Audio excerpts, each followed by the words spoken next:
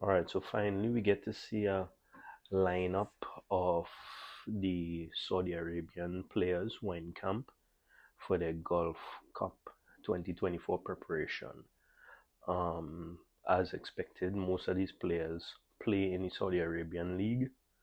Actually, all these players play in the Saudi Arabian League, and they are from the top four clubs, as would be expected. Um, these clubs have players, international players like Cristiano Ronaldo, Karim Benzema, Yannick Carrasco. So players that we know that we are familiar with. And isn't it a point, just a note, that leagues are bringing in some of the older players to really improve their leagues? We saw it done in the MLS years ago, and now MLS is a league that kind of holds its own. We've seen it within the last, let me say, 4 or 5 years in the Saudi Arabian League, and the league is doing pretty well. Maybe something for us to look at as Trinidad. I know we don't have the kind of money like those two leagues that I call, but it's just something for us to really think about if we want to improve our league. I know we have other issues with our league, simple things like the football fields, televising the games. So I know we have stuff to deal with ourselves. With the Trinidad roster, I'm looking and I'm seeing a lot of, again, local based players, but we also have players who played outside. And I know right now the conditions across there are a bit cold. I saw a video where they were training in like between 8 to 10 degrees. So that will definitely be a factor for our players, also our local based players, guys who probably never went and played in those kind of conditions. Um, so maybe coach has uh, decided that he'll play most of the foreign based players since they may be a little better acclimatized to the weather. We obviously looking forward to seeing Wayne Frederick play just to see what he brings to the table. He is more of a attacking midfielder, so we'll see him.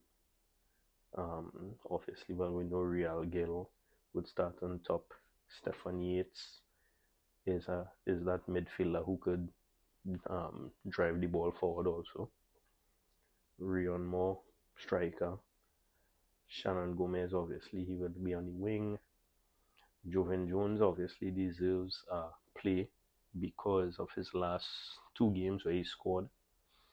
I'm still not fully convinced on Kevin Molino, but I know he is a veteran on the team, so he most likely would be in the mix also.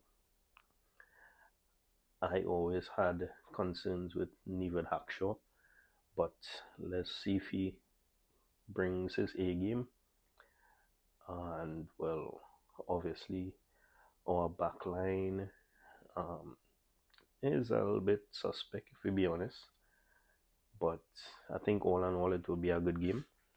And once we tighten up in the midfield and don't allow these guys to really run, because one thing about the Saudi Arabian team and the Saudi Arabian league, they like to do a lot of running with the ball at their feet. So if we try to control the midfield, like the game we played against Cuba, we had five in the midfield. So if we do five in the midfield and really try to lock it down, then they may have to play balls over the top. And well, we can handle that. I think we should be able to handle balls over the top. Um, but yeah, I think this will be a really good game, a really good test.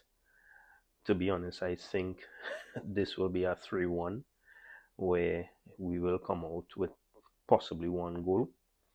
And I'm thinking Real Gil might be our goal scorer. But again, let's see. Let's hope for a good game. Let's hope for a clean game. I know that we are signing a memorandum of understanding with Saudi Arabia so that we could have more connections with them, and obviously they could help us with our football too. So well done, TTFA, in that regard. I know this is a first time for our guys probably experiencing some quality of life like this. That will be a big thing for most people if we go across to Saudi Arabia. So enjoy the experience, have fun, play strong, represent your country, and just know that we all are supporting you. So all the best, guys.